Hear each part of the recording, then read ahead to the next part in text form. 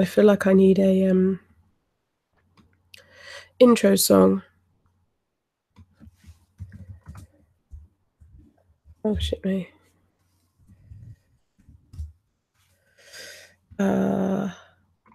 Okay. I'm gonna sit and wait a sec. I don't know what I'm doing. Still getting used to this. Okay. So yes, that's right. That works well.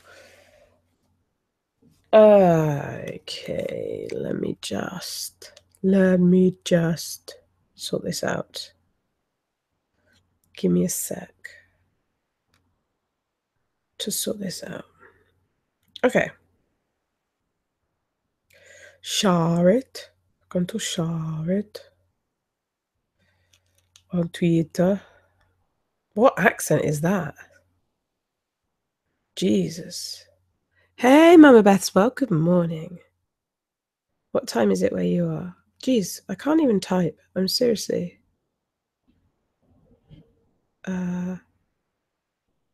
Whoa. Okay. Let me tweet.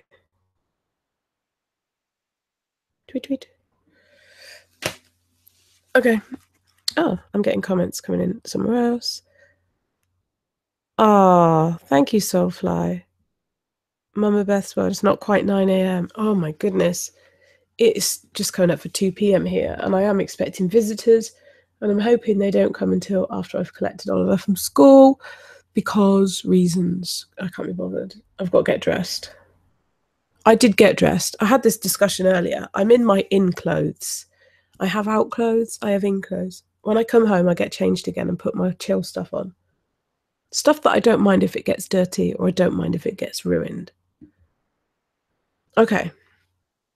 I'm going to wait a couple of minutes and then I'm going to get cracking. Get crack-a-lacking. Got my coffee. Still waiting for your birthday biscuits and gravy. Who's going to do that then? Because I'm not doing it. Because here, if you get biscuits and gravy, you'll be getting digestives and a meat gravy, and that would freak you out. Sammy. Yes, Soulfly.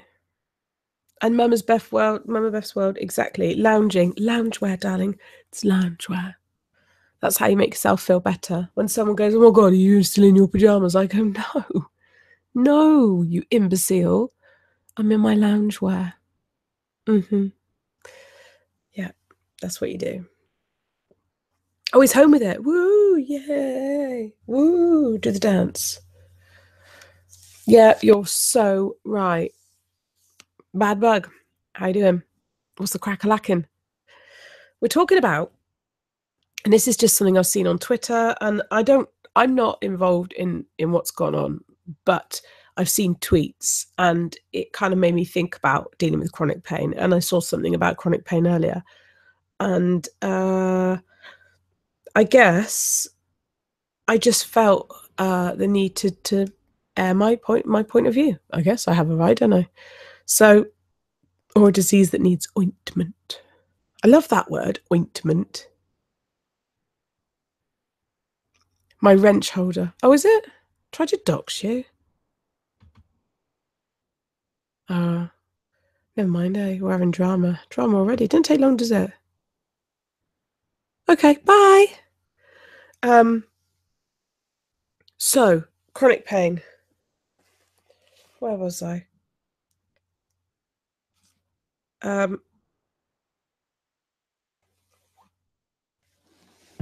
Ointment. Okay, bye, Mama's Beth World. See you later. So, chronic pain. Where was I? My God. Does anyone who suffers chronic pain and have medication for it as well get really scatty? They get really scatty. I was born scatty. I was a scatty kid. I'm even more scatty now. So I saw things about people like, comedy and how it affects chronic pain and how it helps.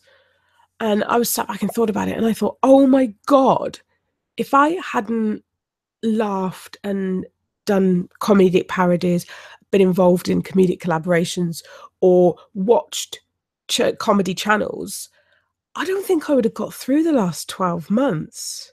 I really don't. I needed it. I needed to laugh. And I needed to see the brighter side of life because it. Whoa, put my phone too close to my microphone. Whoa, can you hear that? Can you hear that? I can hear it. Oh, critical updates. I don't want to do critical updates right this moment, thanks. Yeah. Yeah. No, well, some of my medication makes me feel, I can't explain it, just weird. They wanted to give me stronger stuff and I don't want it. But I just think there's some people I've seen have been a bit funny about people laughing about, being poorly and kind of turning something quite negative into something quite positive. And I like to do that. And my mum always says, and she said it to me since I was young, turn the disadvantage into your advantage, turn a negative into a positive. So if you've got a situation that's shit, flip it around, figure out how you can get something positive out of it.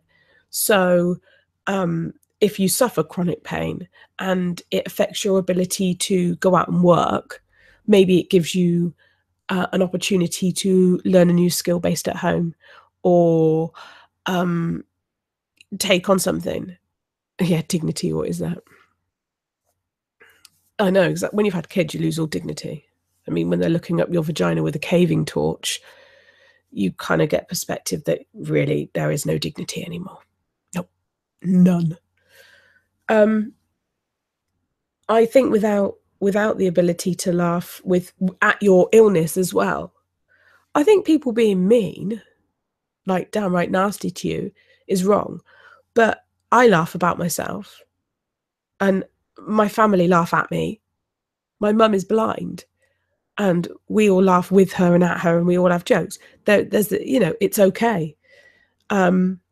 And everyone takes a mickey out of me because I walk strange. So it's amusing to watch, I guess, unless you don't know me, and then people kind of like don't want to talk to me. And that's another stigma, isn't it? Which is really for another chat, is the stigma about having a visual disability. There's invisible disabilities that nobody can see. 2 of my children have them. In fact, 3. One of them is actually more obvious than the other. But people need to understand that a lot of people that suffer these chronic conditions actually deal with it by using comedy themselves. So they may seem, and I can talk from personal experience, you may seem extremely extrovert and happy and always the joker and but you're not. It's just it's a coping mechanism. It really is like an automatic coping mechanism to get you through the day. And if you don't have it, you feel crap. I use music as a therapy, as a tool for me to take my mind off something other than the way I feel. And that's what chronic pain does to you. You can become absorbed with your situation. Yeah, it does. People can only be horrible if you let them. That's right. I think you can become absorbed with the way you feel and how the pain makes you feel, and you can think of, and these things can kind of escalate because your mind is such a powerful thing. You need to kind of distract it. I find distracting myself, I have to acknowledge it. Okay, today I'm not going to get up the stairs. And that's just that. My bed is downstairs anyway, because it's safer for me because the toilet's downstairs. So we changed our house. So we turned the dining room into the bedroom because it's right by the bathroom. So I don't have to go upstairs. And some days I will not go upstairs. And that's okay. That's fine. I don't need to. I can't sit there. It's not helpful to sit there and go, I can't even get up the stairs. I can't. That's not helpful to yourself, is it? So instead, I'd take the piss out of myself, or I would just distract myself. And I think that's where a lot of people use comedy and rely on comedy. A lot of the people that tune in to specific channels do so because it's a welcome distraction from the way they feel. I do the same. All right, Ben. Have you got your biscuits and gravy? Yeah, exactly. You have to. I was taught before my first surgery that you have spoons, and you have 10 spoons for the day, these imaginary spoons.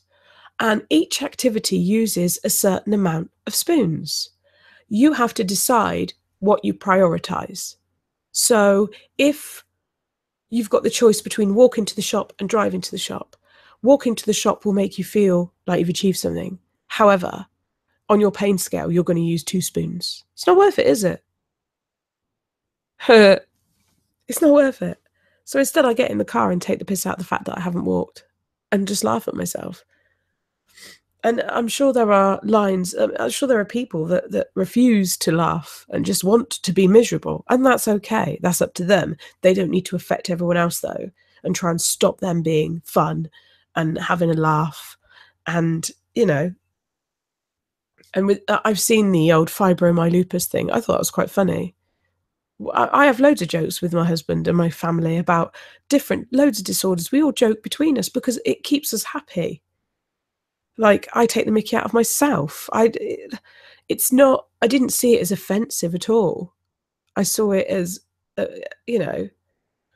silly. And silliness is kind of like what I need, actually. Yeah, I like the Simon and Martina video about building a ladder. That, I'll tell you what, seeing her like that broke my heart. Before I had my first surgery, I could only go down the stairs on my bum. I couldn't do that. And some days now, actually, I still can only go down the stairs on my bum. It's not attractive, okay? The rolls just kind of ripple. It's not good. But without being able to have something to flip it into positive, that's when it gets to you. And I see I see chronic pain as an arsehole. And hey, missus, how you doing? I see chronic pain as a bit of an arsehole that kind of wants to affect you. Same as psychological illness. I've experienced it firsthand, and I've helped my oldest child through it. Well, he's still going through it. It's a permanent battle, isn't it? But you can't kind of allow it to win. Are you? You're such a numpty. I feel really good talking to you, Kirsty, because I can use UK slang. I don't have to think, is what I'm saying going to be understood? Because, like, we have totally different words. Oh my God, bad bug. Arthritis is awful. Yeah. Have you got rheumatoid arthritis?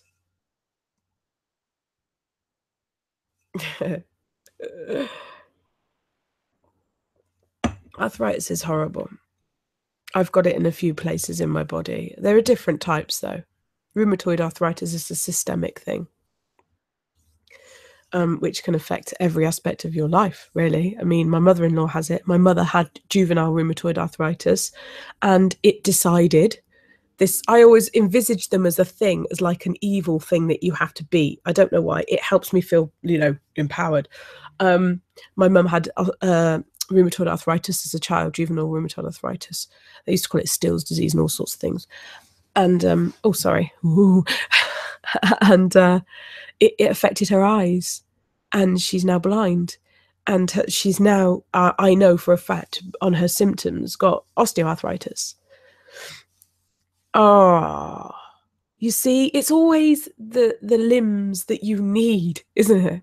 It's always, why can't they just do it in the tip of your little finger? Yes, I've got arthritis right there, right there. Huh, don't give a shit. That would be awesome. But it's always in the bits that you need. And I think you have to, it changes you. There's absolutely no doubt. And I do still sit back and, if I'm not careful, can get really sad because I look at people my age, my friends that I went to school with. I look at what they're doing in their life, the holiday they've been on where they're jumping in the pool and having fun, or the career they've got because they're young, fit and healthy. And I can very easily become incredibly depressed. It's really easy. But then I have to go, okay, I've done things differently. It happened this morning, actually. It's really hard to explain your situation to somebody without feeling like you've done something wrong. So they're like, do you not working then? And I go, no, not at the moment. And your stature shrinks. if you can turn that, like, make a joke about yourself, or be positive, have a positive thing. So I did actually say, oh, I'm due to have a major operation, and it's like, oh wow, okay. So people just don't think badly. It's that constant paranoia that people are going to think the wrong thing. You know, oh, you're young, you've got makeup on your, well, not right now, you've got makeup on your face and you're smiling, there must be nothing wrong with you. Do you know what I mean? Oh God, no way. Why didn't you go on your bum like me? Shuffle, do the butt shuffle. I've got a blue badge for my car, and it took me about 8 months to use it. I had it, I needed it desperately. Oh my God, it was just before my first operation, and I was on 2 sticks or a wheelchair, and the pain was horrific. And I had the blue badges so I could park closer to the shops and stuff. And I just wouldn't use it because people looked at me, and you have to go through that whole journey. Yeah, sit on cardboard and like do like a slide, like whoa, down there. Sammy says, yes, Sarah, it can get frustrating knowing that you cannot be like other people, especially if you know your condition isn't fixable. You have a lot to cope with, Sammy. I whinge like a right little bitch, but you are an inspiration, and what you go through is horrific, and I can't even imagine. So I don't even know why I moan, to be honest. Oh my God, Bun. Nope, not today. Your leg's just there like that. Fuck off, I don't know what working. It is hard. Nowadays, I also find if you've got a disability that maybe is a little bit invisible, once you get walking, they can see, but you've got this kind of people look at you and go, "Are you disabled, really? Is there a problem with you?" And you get your badge and you're in your car parking space. I like to remain having eye contact with them while they look to see if I've got the badge. Has she got the badge? She's at Beryl. She's parking. She's parking in that space. Has she got the badge? Look, you just look like you're looking past the car. Has she got the badge? That's what they're like. Has she got the badge? And I get the badge out, and they're like, "Oh, she's got the badge. She's got the badge. But why? Why has she got the badge? We need to investigate." And they sit and look. Yeah, cough, fake cripple cough. Oh, listen to me. I sound like I smoke 40 a day. And they do. They look. It's brilliant. And I'll smile even more in the car, because then they're really confused, because they're like, "She's got the badge, Beryl, and she's smiling. There's a problem. Okay, we've got a fake one here. We need to investigate." So they hobble along with their little bags. Yeah, and then I get out the car and they see my duck ass, right, and my twisted leg, and they're like, "Oh, did you see them beans half price in Tesco's?" And the shame on their face is hilarious. When you dislocate something, it's the gift that keeps on giving.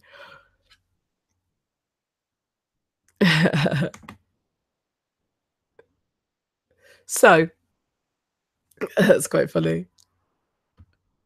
I'll tell you about dislocation. Oh my God, have I got a story about that? And this is another thing you've got to laugh at. Having a chronic pain condition can affect your sex life. It can affect your libido, or it can affect your physical ability to partake in such activities. God, I'm so British. I'm so British to partake in the activity. Do you know what I mean? Oh, Kirsty. You know what us British people are like? They're like, "Have you seen Sandra down the road? Have you seen Sandra? I think she's a lesbian." Sorry, beg your pardon? "She's a lesbian. Down the road. Lesbian." That's the one, isn't it? That's Brits for you. Anyway. So, where was I? It can affect your libido. It can affect your ability. And when you're young and you've got a young partner, it can be a tension. Are you? Don't wet yourself. Don't wet yourself. It's not worth it. It's going to stink. Yeah.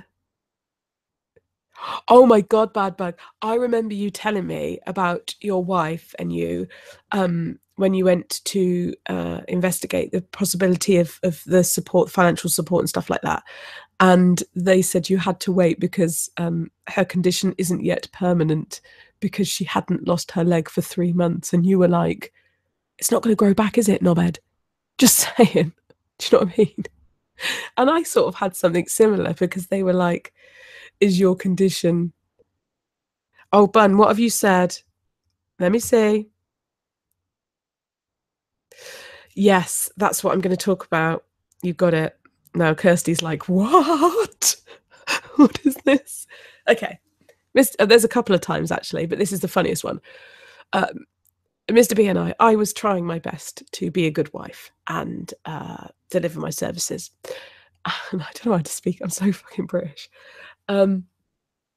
So we attempted various areas of the property, trying to get the right level because I'm not very flexible in the pelvis department. My pelvis is twisted. That's the hip dysplasia. Everything's not in the right position. Okay, it's just not right. And I was trying to make it right with furniture as a support mechanism. And he did suggest buying a swing. And I was like, no, because if I get in there and both my hips dislocate, I'll be like this, just dangling. Help. So we decided that the sofa would be a good option. Right, everyone's out. Oh no, they were upstairs, weren't they? Shit. The first time it happened, I'll tell you about the first time it happened, it's funnier. The second time it was here. First time it was the old house. And sorry, my nose is bad. And we were I was in a canine position. I was in doggy, right? And the act was progressing. And all of a sudden, I had this humongous pain in my hips and back, like the pain I normally get, but worse, like a sudden surge of pain.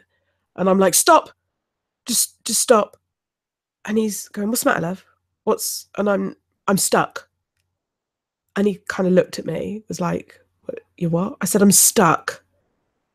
I can't move my legs.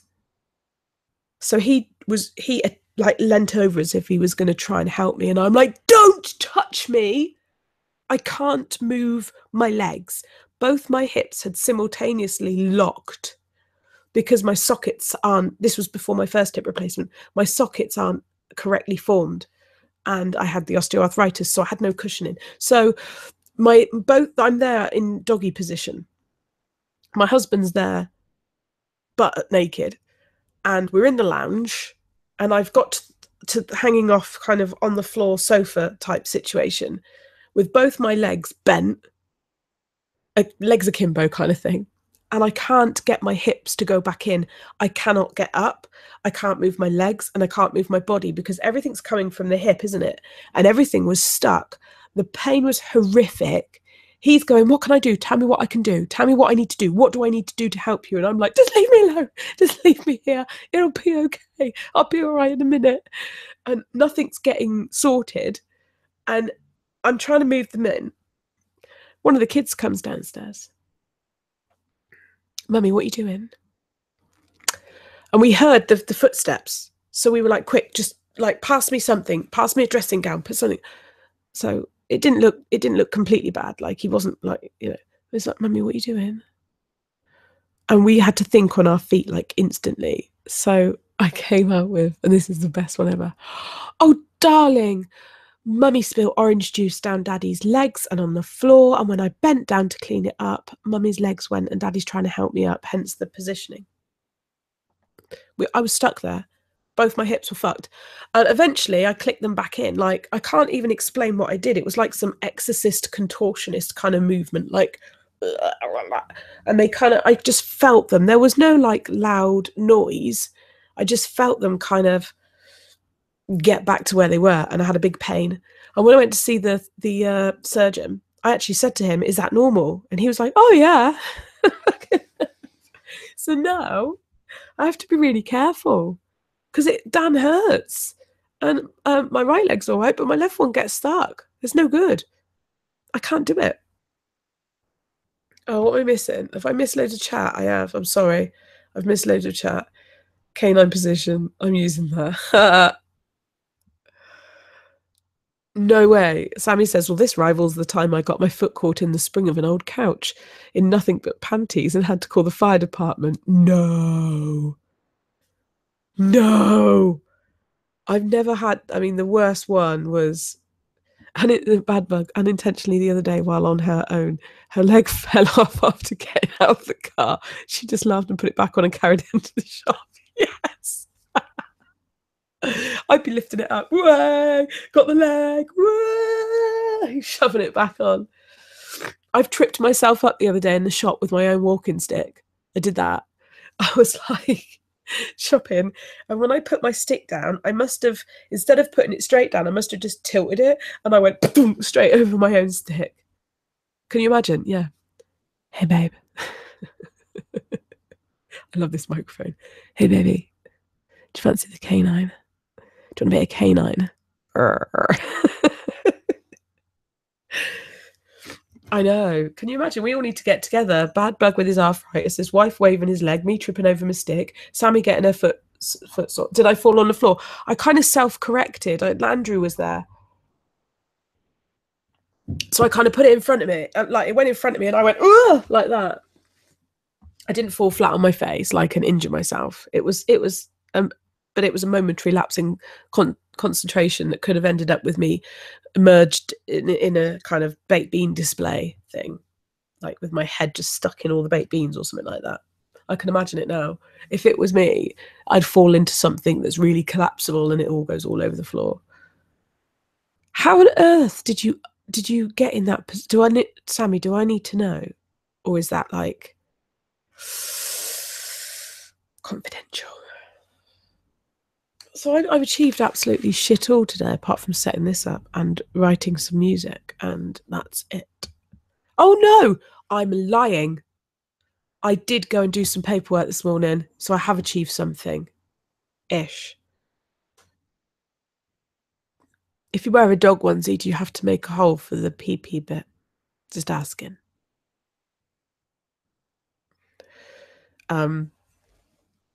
Comedy is essential. Laughing is essential. It releases hormones that your body needs. It does things to you that nothing else can do. And without it, life is shit. I know people that don't laugh. Yeah, paperwork, but no, Bunny, not that kind of paperwork. I wasn't doing the naughty paperwork. I had to go to the offices and hand in the keys. That's something I need to do. Hey, Random. Great to see you, my love. I have a proper microphone now. She's on the train. How exciting. You see? These people do exciting things. Life is so boring. Why am I sat next to a hard hat for work? I had to hand in the keys for the business office today. So I need to make it known because obviously that was a correspondence address for my YouTube channel as well. And we don't have it anymore because we don't need it. It was a lot of money and we didn't need it. So we don't have it anymore, which is weird now because I don't actually have an address now, like business address, but I'll sort one out. I was filing it under D. I'll tell you what, I can't be asked with that. I'm being honest with you now. Chronic pain is a sucker and I don't care. I could go without for, wow, until I'm better, I guess. Not bothered. Not bothered. Give me a chocolate biscuit and a cup of tea. I'll be fine. Bit of knitting. Talk to my girls. I'm fine. Poor Mr. B. He's chomping at the bit. I might buy him a vibrating vagina for Christmas, actually. I did joke at him. I've popped your cherry soulfly. That's funny. I'm not trying hard to stay on topic. I just don't want to talk about penises.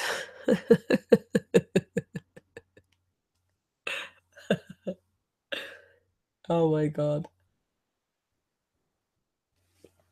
I might do this every day. I say that and then I end up really busy. Because when Mr. B is well, he doesn't stop. He's busy, busy, busy. And I kind of just tag along and like the disabled relative kind of on a leash, getting dragged around, really moaning and groaning, hanging off a walking stick, like, oh, how much longer? When I want to be home doing this. And I've still got a shitty cold, so I can't even sing properly. I'm getting to the stage where I can sing, but not properly. We're not filing paperwork. Bunny, I had to take paperwork into the office. It's not the same thing. And oh my God, this will make you laugh. Talking about comedy and taking dictation. We got busted twice last week. Now, I was fully clothed, right? I wasn't having any of it. My legs are too bad. I don't want to know. But he still has needs. And the kids are all at college and school, right? Oral dictation. I have some notes for you. And both times we didn't check the kids' timetables for college. And both times, all of a sudden the door goes and they're like, hi. And Andrew's just there like, the fuck? Twice in 1 week. So I said, that's it now. I can't be bothered. I said, if you're not going to get it over and done with before they get back, I can't be asked. So deal with it. Can't be asked.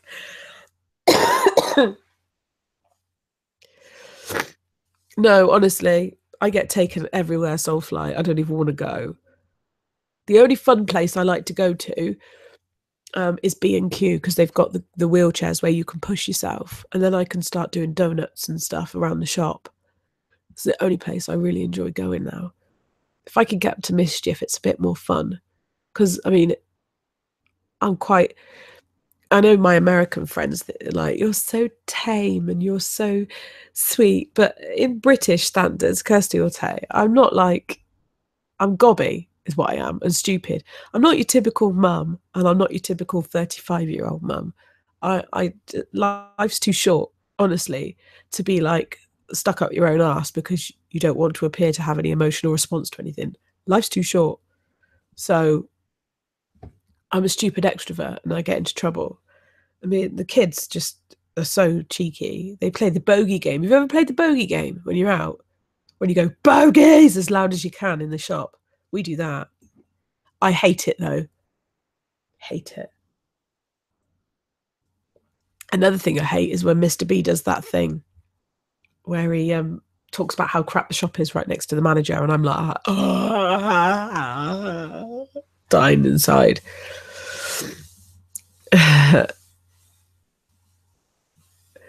Well, it is the internet, Bunny, and everything you say is true.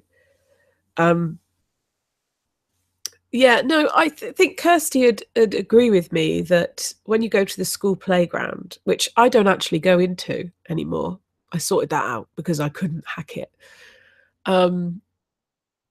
It's a plethora of stereotypes, I have to say. And it is like, I don't know, being me, I'm quite extrovert and silly, and I just don't fit in. I am a square peg in a round hole, and that's just how it is. No, not the penis one. Oh my God. So I don't even go in the playground. I don't see the point. Especially because I've got a child with disabilities that gets discriminated against by the parents. I don't go in there. Don't bother. Said to the head teacher, no point me going in the playground because it just causes tension. So we don't go in. We go around the office and we go in the front door because we're special. I don't like confrontation. I homeschooled my kids for a period of time because the system we're in the worst area for education budget in the whole of the UK, and it shows. and we've considered moving quite far away just to get the children a better standard of education. But I'm really lucky at the moment in that the school that Oliver goes to are doing everything possible to support him. He has one-to-one care at all times, and he is not statemented, so they don't have the budget for that.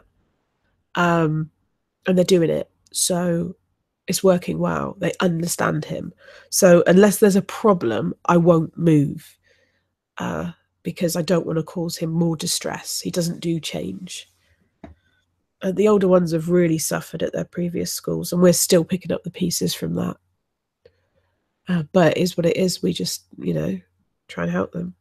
Oliver's a little monkey. He went and had his haircut at the weekend, which was massive. A haircut is massive. Yeah, same here, Kirsty. They are. See, Bunny? They are. And they just have this you're less than look about them, especially if you have a disability or a chronic condition that means that you look different, present yourself differently. You're not rushing in from work, you're hanging off a stick or struggling to stand up or exhausted from fibromyalgia, whatever. And people are so quick to judge. So sometimes if I feel in a happy mood, I will make them feel really uncomfortable for my amusement. And other times I run away and hide. Disaster. Hello, darling. My boys' school, great, but the students are kind of awful. Plus, after recent events, I don't want to see him how evil. Well, yeah. We had trouble with the school that Oliver went to initially because he had one-to-one care at preschool, and we said to the for reception class for primary school, you're gonna need him. Yeah, I'm the same, Kirsty, though. It's fine. I work well like that. When Oliver went to his school, we said to them, you're going to need to give him one-to-one support, and they said, no, it's all right, we'll see how it goes. We can handle him. And I was like, you can't handle him. There's something wrong with him. Okay. He didn't have a diagnosis at this time. His get this is the British standard. He was first referred at the age of 2.5 to the pediatrics for assessment for autism and ADHD. And he is 6 now. And he's got his diagnosis. Good morning, Laurie. He's got his diagnosis, but we're still waiting for his next appointment, which took us 6 months to get the appointment, which is now in December, to see about treatment. So the system is difficult. And the school felt that because he didn't have a diagnosis, that they could see how it goes. And I warned them, and it was documented, that they were going to have issues. I was like, do what you want, but if you upset my boy, then we're going to have trouble. Yeah, it takes a long time, Ben, to be diagnosed here. You can wait easily 6 to 12 months for an appointment. And then you have to have a series of questionnaires done by various departments. He's been through so many different departments, psychologists and psychiatrists, behavior specialists, speech and language therapists, all these different people.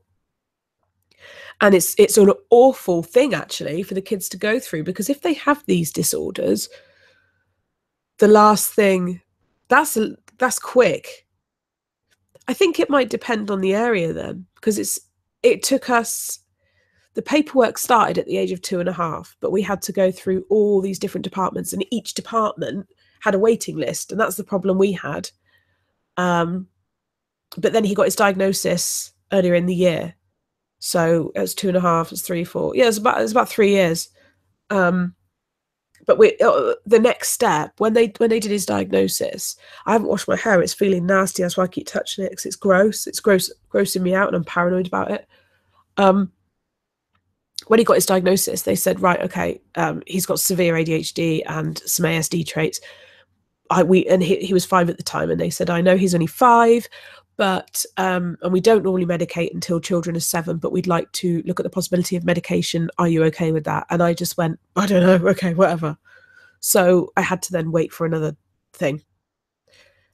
Oh my God.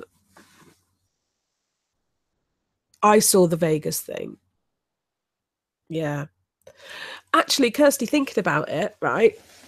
My oldest, his diagnosis was done within a year, but we didn't get through the gates in time. So he was 14 before he got diagnosed. But once I'd actually kind of shouted loud enough for someone to listen, it took a year. No, I don't know what that is, disaster. And the school need to educate themselves. And this is the problem. They're not educated. If they want to include all types of children, so I think, yeah, I think that's probably right, Kirsty. It wasn't us that did it though; it was the preschool that did it because they were so worried about his behaviour. Um, Joseph has a condition called scotopic sensitivity syndrome. Oh, thanks, Vinny G. Um, I've never done. I'm getting used to it. Yeah, Joe has scotopic sensitivity syndrome. It's really common. It goes along with Asperger's and autism and things like that. And I didn't know it even existed. And we didn't know he had it. So he went his whole life at school struggling. And when he used to put his homework in his drawer and not bring it home, or not pass a test, or walk out of an exam, it used to, like, we didn't know why, and now we do, because he can't friggin' read. He can't see white writing on black paper. He can't use certain light sources. It causes immense pain. The writing on the paper moves out of place. He has to have yellow paper or like an orangey color paper in order to read the writing. And still, with a diagnosis, with a report, with him having what's called a statement, which means that every establishment has to give a certain level of care, and there's like risk reports and all these things, they still get it wrong. They still get it wrong. He still had a teacher telling him the other day, why don't you just try? Why don't you just try and have a look? And he said, well, I can't look at that. I just need it on a different color paper. Well, we don't have that. So why don't you try that one? And he's like, listen, I don't actually have the ability to do that, what you're asking me. They just don't listen. And in the end, I contacted the leading specialist in the NHS in the UK on scotopic sensitivity syndrome. And I wrote her a letter telling her our situation and my frustration. I wrote her an email, and she got back to me within 3 days. And she said that if I want him referred to her, then she gave me a form. But they're like right this side of England. And she gave me loads of information to take into the college. But going back to Disaster's point, you shouldn't have to do that. Establishments that are taking care of your children who have a disability, if they're saying your child can be in mainstream school, then they need to have the right training to deal with that child. The school that Oliver goes to are training their teachers to deal with him. And it is quite intense. You see the best of Oliver. You see the bits that he wants you to see. Scotopic sensitivity syndrome, I will write it in here and you can look it up. It's also known as another one as well.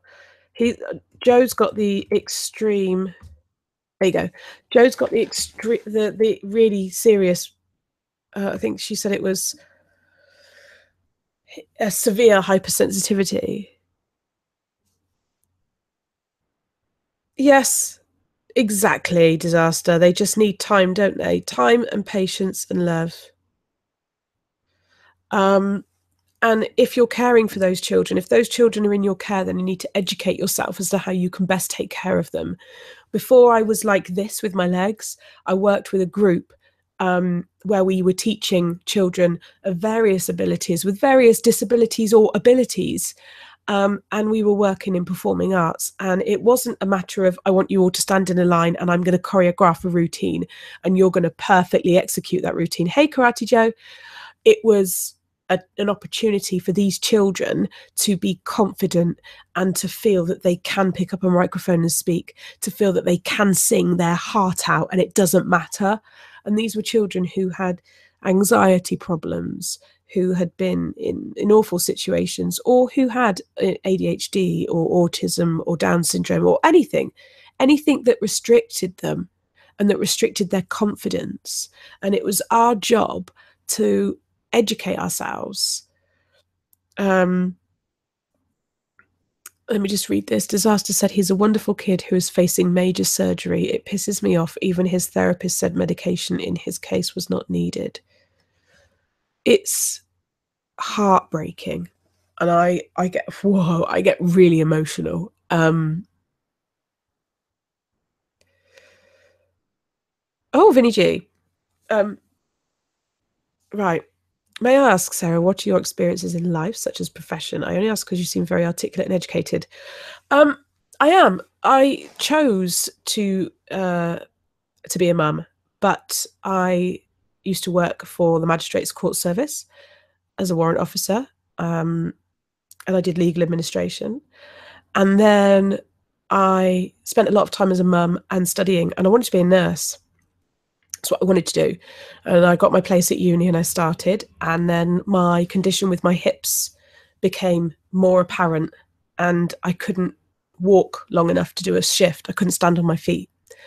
So that kind of went down the toilet, and I wasn't ready to stop working, but I needed to find a way around it. And basically, my daughter was attending a performing arts school, and they got wind of me singing and doing my past performances and stuff like that.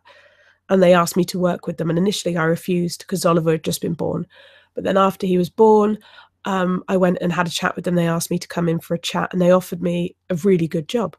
And I learned so much. But what I've learned, Vinny G, to be honest with you, is through research. When something happens, especially with the kids, it's my strong opinion that you have to educate yourself in order to help your children. So I've learnt so much, and yeah, I could have done a lot in my life, but I chose to hang fire on me. Sorry, there was a truck going past. I chose to hang fire on me and my needs and my wants, and put them first, because the kids needed a lot of guidance and a lot of support, because they were going through a hell of a lot with diagnosis and all this stuff. Yeah. It's so hard. And you're right, Sammy, everything's medication. The minute I went into the doctors with the start of this condition, and they didn't know what it was, and they didn't think to check, they just went, painkillers, here you go. That'll make you off your face for a few days and you won't feel it. Well done. Yeah. Do you know what? I've been researching so many different methods to help children with different special needs, and what I do is I implement it. So with Oliver, hello, Lady Spitfire, my darling. With Oliver, he has a huge amount of anxiety when he's not in control of a situation. It's a trait of autism and Asperger's and that kind of spectrum. They like to know what's going to happen, and if you jiggle that, it can really upset them. So the best way to deal with those children is preempting it with social stories. And I have a series of social stories that I've created for Oliver, and I use them for upcoming situations. If we're going on a trip to the dentist, if we're going to have a haircut, if there's going to be a change in the household routine, if there's going to be a special occasion. Christmas is terrible for him. Christmas was last year was absolutely awful for him. The whole build up with school.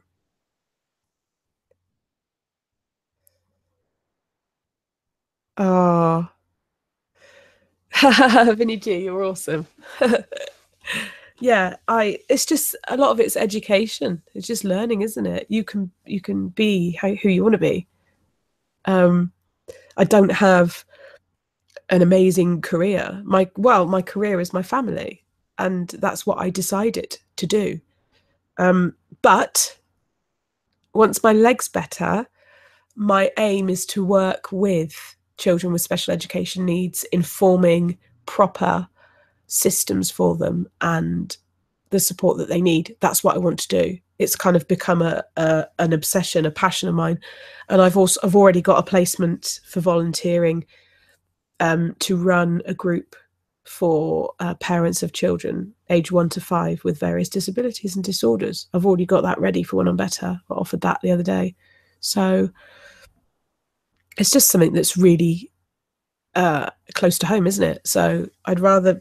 I agree with everything you're saying. I feel like they're not represented enough. They're just given a label and either medicated. Obviously, medication is necessary. Like Oliver, he needs medicating. But I mean, up until I did the research last week, I didn't even know what caused ADHD. Do you know what I mean? I had no idea. I did the research. No one told me. When we went to see the specialists, nobody said, no one said, like, okay, so what's happened to your child is blah, blah, blah, blah, blah, and therefore they have blah, blah, blah, blah, blah. Nobody did that.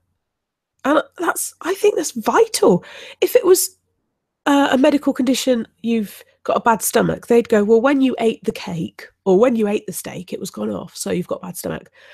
You know what I mean? But they didn't do that. They just went, oh yeah, you've got that. Go and spend your birthday money, bun. I don't think your card's going to arrive today, sorry. I'm a rubbish friend. Yeah, it's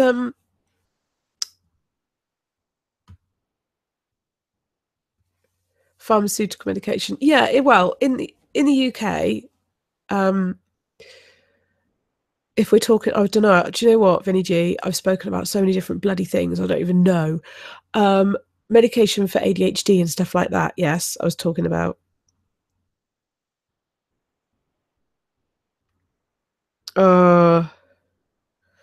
Disaster. I tell you, it's mind blowing.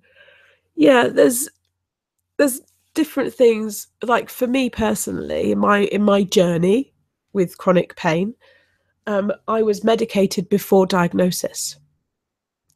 I was medicated to keep me quiet. So I went and saw the doctor in immense pain and said, what is this pain? Why is this hurting? And they went, well, have some tablets. There was no investigation. And this went on for years until it got worse and worse and worse. And until I moved doctors and the doctor said, why are you on all this medication? I said, I don't know. Can't tell you. It just hurts. I don't know what's wrong with me. I think I'm going insane. I thought I was going insane. And I was really low. Everything was going wrong. All the jobs I wanted to do, I couldn't do. And I thought, shit, like, everything's going. I'm out of control.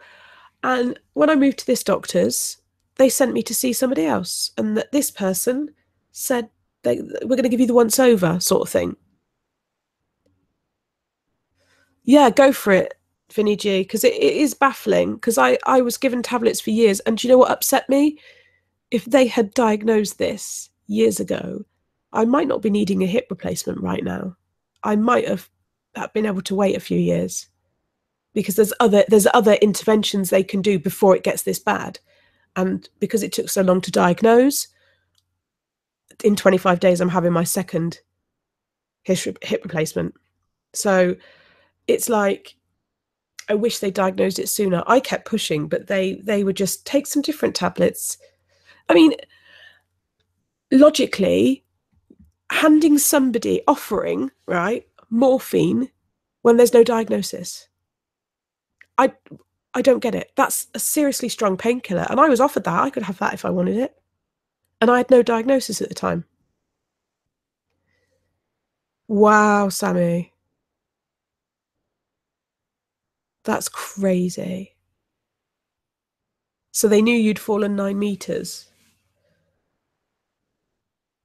Yes, Lady Spitfire.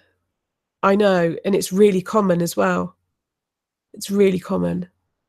I think fibro is probably harder to diagnose. What upset me was that what I had was simple to diagnose. It took an X-ray. That's all it needed. And maybe the physiotherapist to jiggle my legs in certain directions. Oh my God, disaster. Well, I'll tell you something. Oh, Vinny G says, okay, since the closure of psychiatric hospitals in the 60s, the big pharma companies started distributing meds to the psych patients. So all doctors were given incentives to sell the meds to just anyone. Wow. Yeah, Lady Spitfire, I tried morphine. I think I had it for about a week and it made me itch. And I literally like cut the inside of my nose and it was all bleeding. So I stopped taking it. They gave me pain patches, which I was allergic to. But what boggles my mind is they did this before diagnosis. These medications are strong, highly addictive, really dangerous, and I didn't even have a diagnosis. Doesn't make any sense. And I'm on less medication now that I have my diagnosis than I was before. And I put that down to my psychological state, because before I was confused and I was frightened because I didn't know what was wrong with me. I didn't know what was wrong. My body was doing this thing. I thought I was insane. I fixated on the pain. Now I have personal barriers, I guess, against the pain. I can deal with it. I can take that pain on the chin. I do take medication, but nowhere near as strong as I used to. And I'm like, yes, it hurts. I'm going to do something funny, which is the whole point of why I was talking about comedy with pain. Because if I think about the pain, it hurts so much. But if I can do something to make me laugh or make someone else laugh, which is even more fun for me, I feel better. I just feel better. My day becomes easier. Yeah, but Sammy, you've had, I know your story and it's horrific, and you're still, and this is what I just don't get, you're still so amazingly wonderful to everybody. And you care so much about everybody when you yourself are so sick. And you're still so bloody funny, because comedy works. It just works. Oh, Vinny's recovering from a severe leg injury. Don't ask, it's all good. But the meds they gave me scared me, so I thought red wine and marijuana rather than face addiction. Yeah. My husband has actually said to me, you need something else. You could do something but it's not legal here, but he was like, you could do something natural to deal with it. But I'm petrified, to be honest, because it's a big taboo here, isn't it? Sammy, you're not a bitch. Your message was held for review. That's hilarious. I'm gonna have to go in a minute because I've got to get little man from school. Really, I just, after seeing what I saw, and I saw something today on chronic pain, and if I didn't have comedy, if I didn't have the YouTubers that I like to watch that make me laugh, and if I didn't have the inspiration to try my best to make you guys laugh, I would be really sick. And I think a lot of people would be really sick if they didn't have the option to watch people, to watch comedy, to partake in this, to get on live streams, to connect with people, to chat. It's vital in your psychological care when you're dealing with a chronic pain condition. Yeah, don't do it unless you know the grower. Exactly. Hey, Kirsty, aren't you ordering that CBD? My son tried it, CBD for anxiety, because, get this, almost 18 and diagnosed by the pediatricians with ASD, anxiety, severe anxiety, paranoia, and possibly ADHD, but he hasn't been through all the things because they said he's too old now. He'll have to do it on the adult steps. And we were desperate for him to have a normal life. And he was waiting for medication. The GP said, we don't want to give you anything. And he was like, seriously? So we went back to the pediatrician, which takes 6 months. Pediatrician said, you need this. We'll get you this. Don't worry. In the meantime, he ordered CBD. And I think, to be honest, the stuff he got probably didn't do much because it wasn't very good. He just paid a lot of money for it. It didn't really help. And I was in agony, and he had like a vape thing.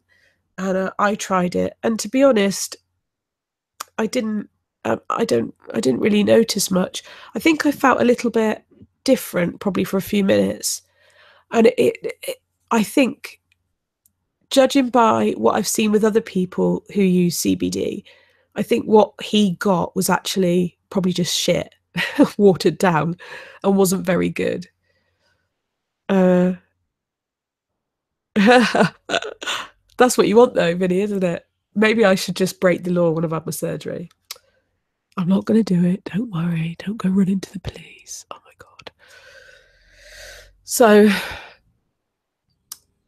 it does worry me what we put in our bodies medication wise. We don't know the side effects long term. And our liver and our kidneys have to process these medications on a daily basis. I can't drink wine anyway, Vinny. I can't drink that shit. No. I'm not a wine person. Champagne if it's really nice, but not cheap champagne. Blech. I'll have a bottle of Veuve Clicquot. I like that. Veuve Clicquot. I love champagne. It's delicious. I've got a cold, sorry. Right, I better go because I've got to get Oliver in 25 minutes. So I need to put my out clothes on. But I've really enjoyed chatting with you guys and it's been fun. So I will try and do it around the same time tomorrow, which is awesome.